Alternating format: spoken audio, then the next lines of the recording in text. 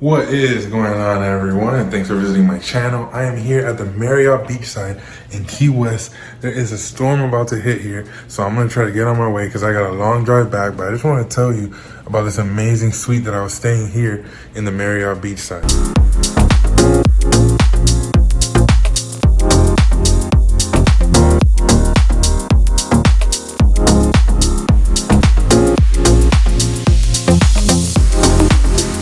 I think it's an amazing place to consider if you're gonna have either a group of people or you want to host people to have while you're here in the Keys.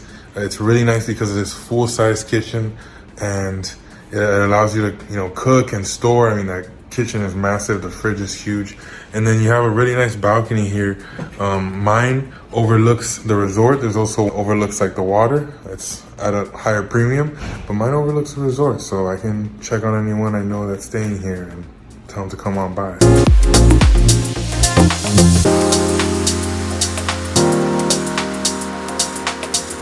Definitely consider it if you wanted to check this place out. And if you have any questions, feel free to put them in the comments below.